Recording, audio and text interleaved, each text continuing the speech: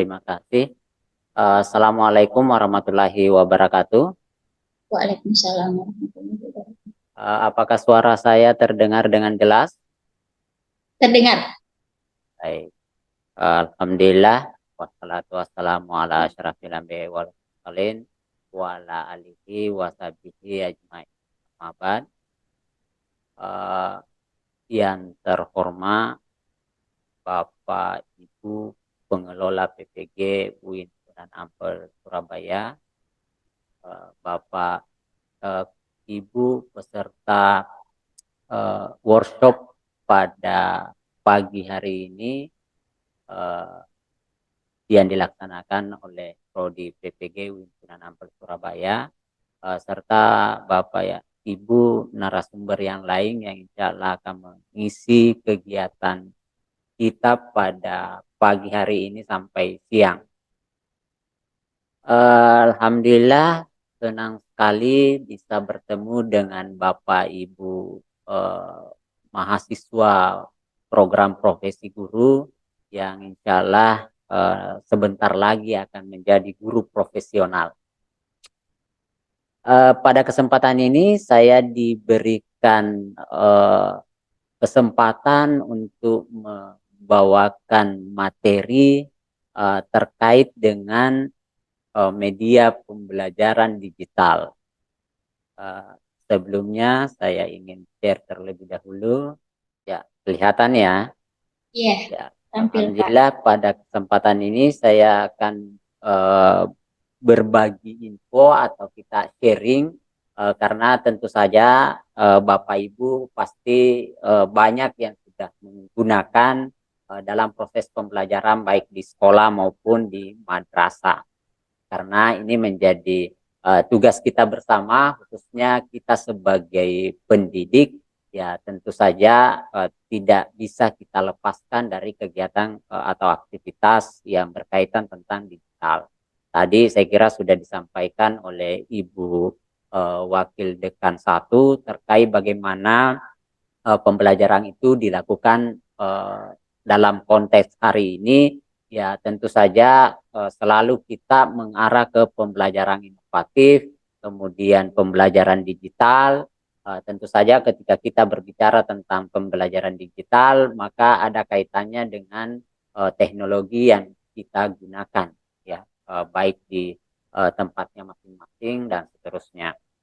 Nah, terlebih lagi saat ini Bapak Ibu sedang mengikuti proses PPG, yaitu pendidikan profesi guru, dan tentu saja salah satu tagihannya adalah bagaimana menyusun media pembelajaran yang berbasis digital yang kita akan membantu atau sharing informasi bagaimana kita bisa membuat atau mengimplementasikan media digital ini khususnya dalam tagihan Bapak Ibu di pendidikan profesi guru ini.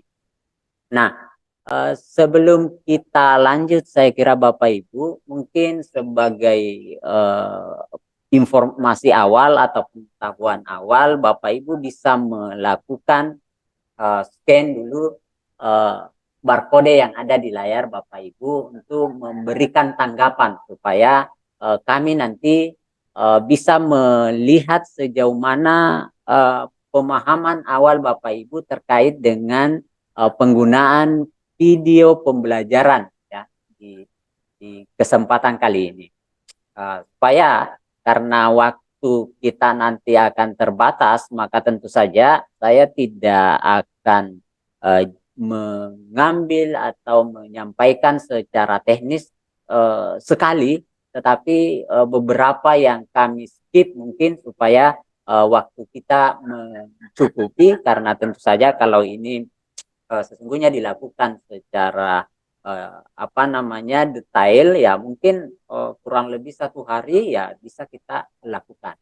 Tapi ya nanti ketika ada hal-hal mungkin ya Bapak Ibu bisa sharingkan, bisa komunikasikan supaya kita paham bahwa oh ternyata di sisi tertentu itu Bapak Ibu butuh penegasan di situ atau butuh penjelasan lebih lanjut ya sambil jalan ini ya. Saya cek dulu apakah sudah ada data yang masuk. Ya, sudah 34 orang ya. Ya, sudah 34 orang. Saya tunggu setengah menit lagi. Setengah menit itu Bapak Ibu 30 detik ya. Ya, Ye, 30 silakan. detik Ini lagi tidak ya. Nggak usah mempengaruhi ya, terlalu tidak lama karena mempengaruhi. Nah, ini soalnya tidak banyak. Ya. 2 aja ya Pak ya. Ye. Oke, kita ya 46 ya, berarti dari 500-an lebih ya yang gercep itu ya baru sekitar 50 orang. Itu salah satu cirinya ini Pak Udin. Kalau dia gercep itu berarti wes digitalnya wes bagus gitu Pak ya. Jadi sudah 54.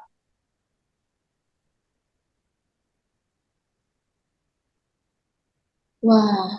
Oke, sambil jalan saya sudah mendapatkan gambaran bahwa dalam peserta ini ya memang lebih banyak menggunakan video orang lain dalam proses pembelajaran.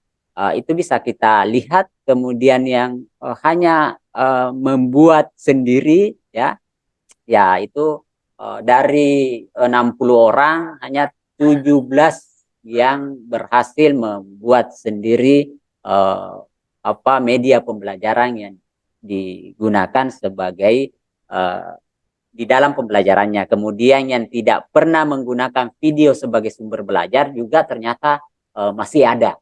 Oke, saya kira cukup untuk data ini sebagai apa yang lain kalau mau mengisi silahkan Bapak Ibu karena kita tidak terlalu lama ini. Intinya Bapak Ibu dalam proses pembelajaran ini memang sebagian besar masih menggunakan video orang lain dalam pembelajaran. Padahal tidak salah sih sesungguhnya ketika kita menggunakan video orang lain itu tidak salah.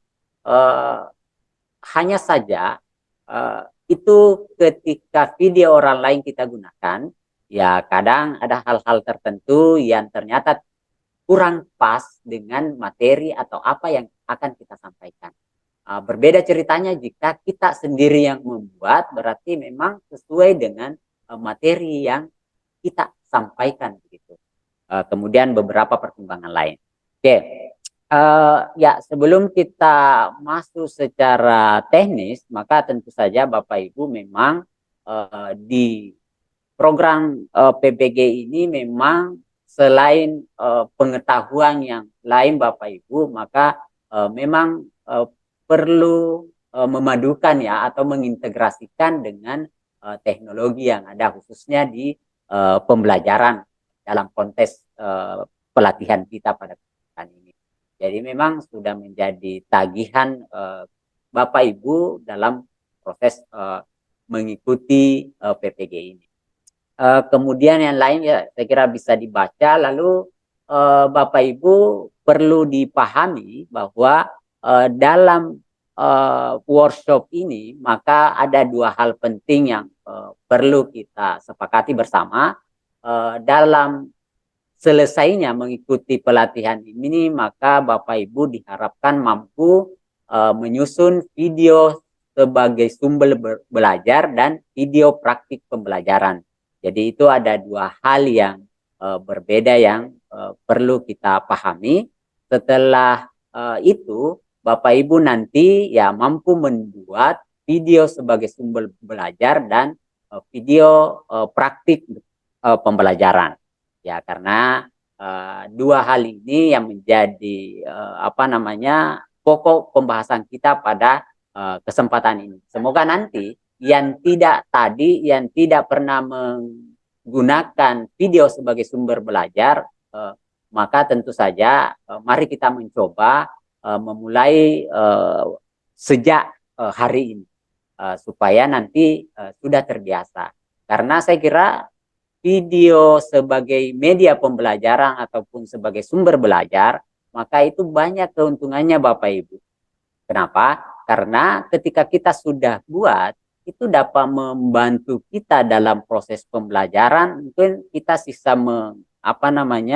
memutar video tertentu kepada peserta didik kita, sehingga kita sebagai guru itu tidak lagi fokus menjelaskan, tetapi bagaimana memperhatikan peserta didik kita.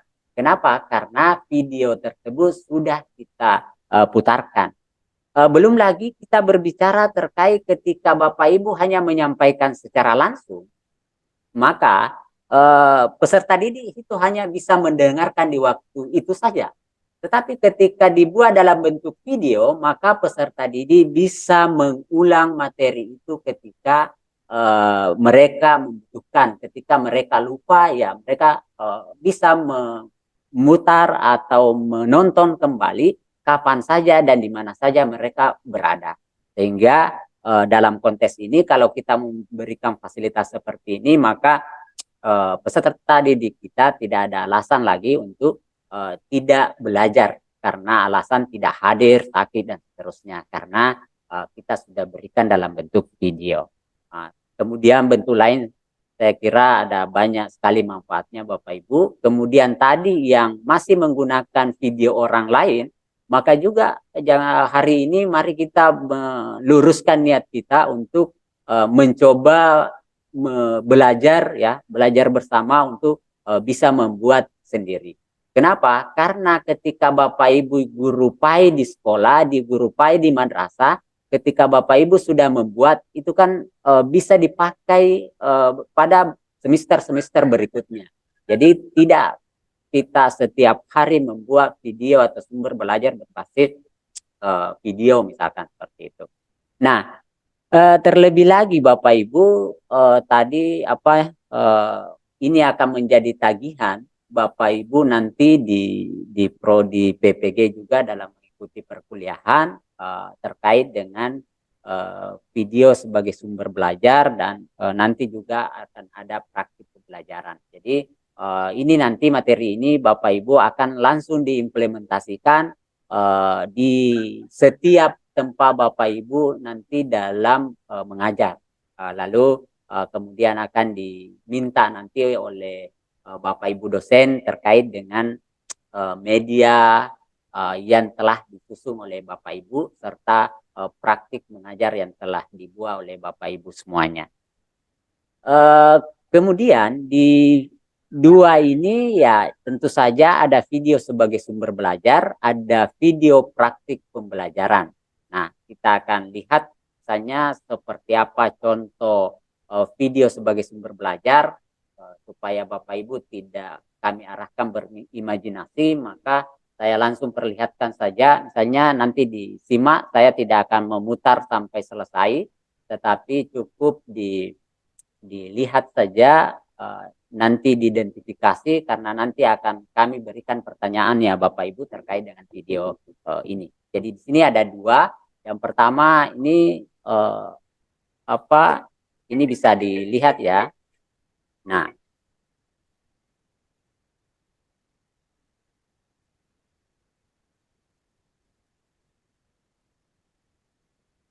Suaranya tidak terdengar, Bapak.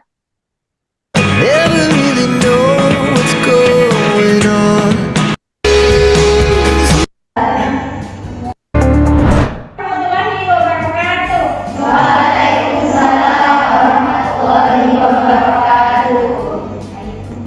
Apa kabarnya hari ini?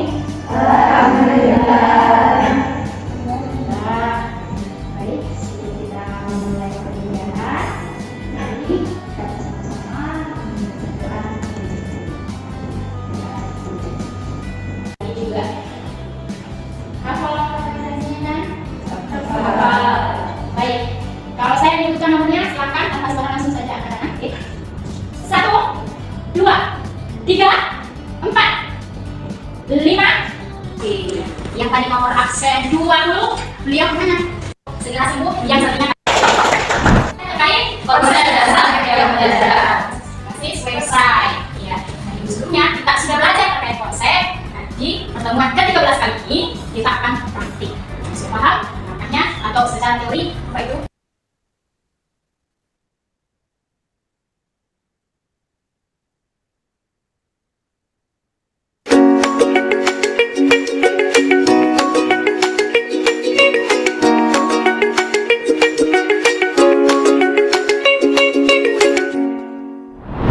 Assalamualaikum warahmatullahi wabarakatuh. Sobat PGMI UIN Sunan Ampel Surabaya, kembali lagi bersama saya Bu Aini pada mata kuliah Media Pembelajaran.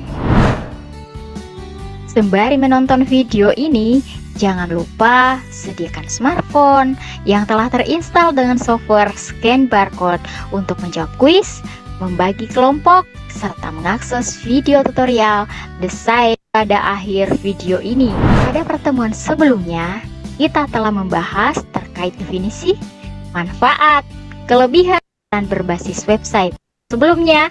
Dan setelah menonton selebihnya Bapak Ibu nanti bisa dilihat secara langsung lebih lengkapnya itu sebagai pengantar saja. Kira-kira Bapak Ibu setelah melihat dua video tadi, kira-kira yang mana masuk sebagai media berbasis video sebagai sumber belajar? Video 1, video 2 kah? Atau belum ada yang bisa memberikan penjelasan? Sudah banyak yang menjawab, Pak. Video 2 Sudah, katanya. Ya? Ada. Oke, Bapak Ibu tadi ada pertanyaan nih dari pemateri. Nomor 2 itu sebagai apa? Media ya, Bapak ya? Oke. Jadi kedua video ini ada sebagai sumber belajar, ada juga sebagai praktik dalam pembelajaran. Nah, nanti Bapak Ibu bisa melihat ya secara langsung nanti secara lengkapnya karena tentu saja waktu kita sangat terbatas. Saya langsung saja ke bagian berikutnya. Ya, ini juga sebagai konsep, saya kira ya ini yang penting Bapak Ibu.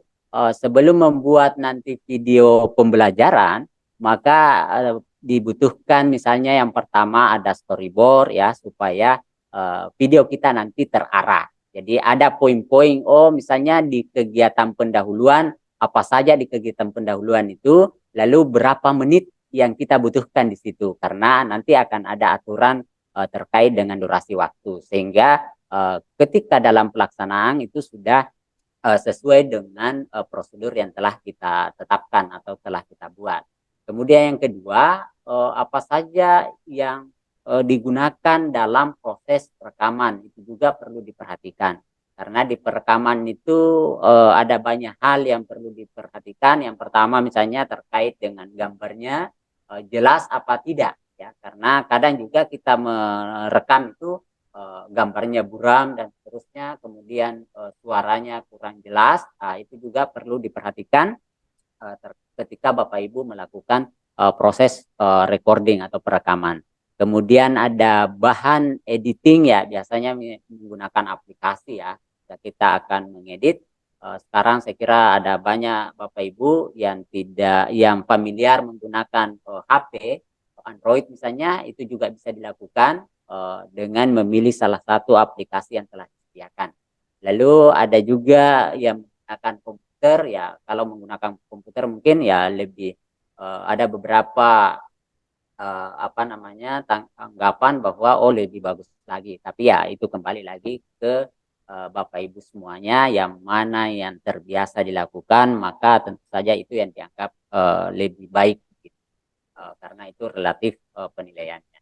Lalu yang terakhir misalnya ya Bapak Ibu nanti akan mengupload di YouTube ataupun di Google Drive ya terkait dengan videonya tadi atau video sebagai sumber belajar ataupun praktik supaya nanti itu akan menjadi tagihan Bapak Ibu dalam perkuliahan di PPG ini.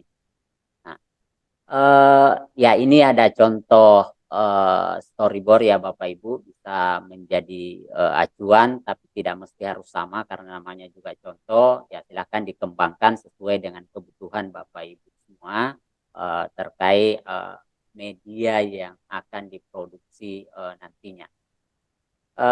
Berikutnya ya untuk melakukan perekaman layar Bapak Ibu, saya kira banyak sekali saat ini aplikasi yang bisa dimanfaatkan. Ya, misalnya ada Camtasia, kemudian ada OBS, kemudian PowerPoint bahkan bisa, kemudian ada Canva dan seterusnya. Di semua aplikasi-aplikasi itu tentu saja ada plus minus masing-masing. Jadi silahkan Bapak Ibu memilih saja yang mana yang terbaik yang Bapak Ibu akan gunakan dan hasilnya pun akan maksimal nantinya. Itu dari sisi aplikasi. Kemudian dari sisi peralatan Bapak Ibu ya tentu saja memperhatikan pencahayaan di dalam ruangan Bapak Ibu ketika membuat video atau praktik mengajar. Karena apalagi yang praktik mengajar kan biasanya dilaksanakan di kelas. Nah, di kelas itu Bapak Ibu ada macam-macam biasanya. Ada kelasnya yang gelap, ada yang sedang, ada yang terang. Nah, ini perlu diantisipasi Bapak Ibu. Kalau memang pas Bapak Ibu mendapatkan kelas mengajar di kelas yang penerangannya kurang bagus, maka boleh dipindah ke tempat lain. Ataupun dengan menambah penerangan misalnya seperti lampu ya dan seterusnya. Nah, itu saya kira lebih teknisnya nanti Bapak Ibu bisa memanfaatkan apa yang ada. Kemudian ya boleh juga misalnya menggunakan green screen ya, itu memudahkan pengeditan video dan seterusnya.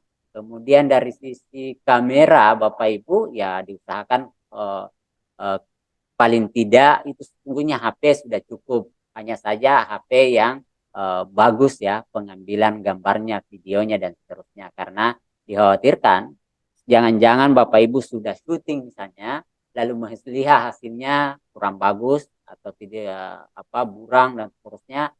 Itu juga mempengaruhi kualitas video Bapak Ibu nantinya. Lalu yang terpenting juga adalah audio Bapak Ibu. Jadi dipastikan audionya itu atau suaranya itu bisa terekam dengan jelas. Ya, saat ini ada banyak peralatan Bapak Ibu yang bisa dipakai di tempat Bapak Ibu, misalnya di mic ya, mic menggunakan Bluetooth dan seterusnya. Tapi kalau tidak, saya kira banyak solusi lain yang bisa dilakukan. Misalnya menggunakan 2 HP, ada 1 HP untuk sebagai pengambilan gambar, ada yang sebagai khusus suara. Jadi ya saya kira nanti Bapak Ibu bisa mengecek itu apakah berjalan dengan baik dan Oke, ini terkait dengan ya praktik ya Bapak Ibu, tentu saja kalau pedomannya itu ya kurang lebih 7 sampai 15. Jadi kalau diberikan batas 7 sampai 15, ya jangan lagi ada yang kurang dari 7 atau lebih dari 15. Ya, karena itu akan menjadi bagian dari penilaian video Bapak Ibu semua. Dan tentu saja di dalam pengambilan praktik mengajar ya paling tidak memuat 3 pokok penting. Ya, misalnya ada pembuka ataupun pendahuluan. Ya, itu biasanya di kegiatan pendahuluan. Di kegiatan pendahuluan itu kalau mau dibagi-bagi bagian lagi ya Bapak Ibu nanti bisa melihat apa saja kegiatan di kegiatan pendahuluan, kemudian kegiatan inti, lalu kegiatan penutup. Ya, di semua bagian itu saya kira punya sub bagian dan itu bisa dituliskan nanti di dalam videonya. Ya, ya itu yang terpenting. Selebihnya ya proses perekaman, kemudian pengeditan dan seterusnya. Lalu nanti yang terakhir hasil video Bapak Ibu akan direview oleh Bapak Ibu dosen di UIN Sunan Ampel Surabaya.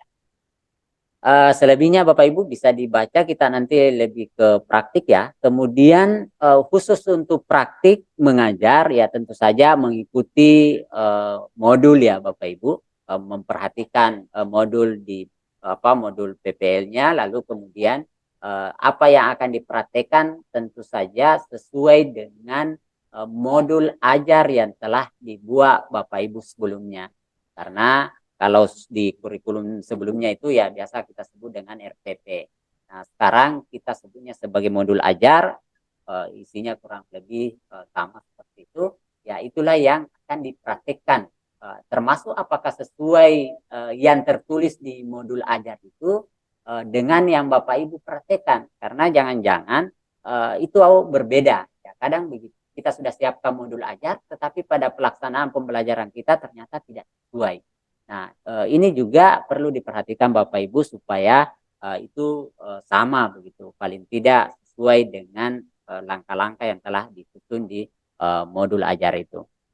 Kemudian yang ketiga ya tentu saja ada presentasi, ada penampilan Bapak Ibu saat mengajar ya, dan proses mengajarnya pun Bapak Ibu ya, kalau konteks hari ini kan bukan lagi kita utamakan student center ya, yang kita hari ini bukan lagi teacher center ya, artinya kita memfasilitasi peserta didik untuk terlibat aktif dalam proses pembelajaran.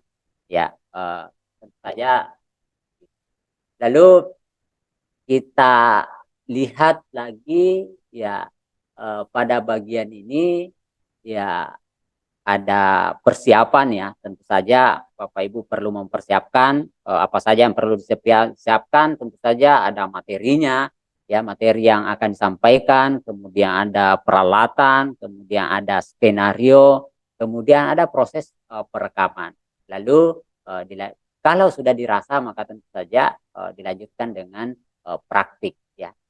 Dan kalau perlu melibatkan ya orang lain ya, di sini melibatkan orang lain untuk mengambil gambar, mengambil video, karena kalau mau lebih bagus hasilnya Bapak Ibu, yaitu tidak cukup satu kamera yang kita gunakan ketika Bapak Ibu melakukan praktik mengajar.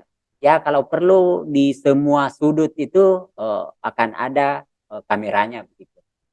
Nah, supaya nanti ketika diedit itu memudahkan yang terpenting yang mau diambil dengan durasi 7 sampai 15 menit. Lalu ya tentu saja ada finalisasi, ya tentu Bapak Ibu sudah paham apa yang kita akan lakukan di finalisasi. Nah, berikutnya adalah terkait dengan beberapa aplikasi ya Bapak Ibu bisa digunakan dalam proses editing. Ya, ini hanya sebagai contoh ya. Ada Corel Video Studio, kemudian ada Adobe Premiere Pro, ada CapCut, Master, Canva, Filmora dan seterusnya. Dan masih banyak sekali lagi yang lain di luar sana yang bisa digunakan baik secara gratis maupun berbayar. Nah, ini yang perlu dipahami juga, karena kadang kita mau menggunakan aplikasi tapi ada hal-hal tertentu yang tidak bisa kita gunakan, maka pahami dulu Bapak Ibu akun Bapak Ibu apakah dia adalah akun berbayar atau tidak, karena jangan sampai mau memaksakan yang terbaik menggunakan semua fasilitas tetapi ternyata akunnya adalah akun free dan seterusnya. Oke. Kita mencoba mempraktekkan itu sebagai teori, nanti bisa diperdalam di luar sana Bapak Ibu ataupun dikirimkan nanti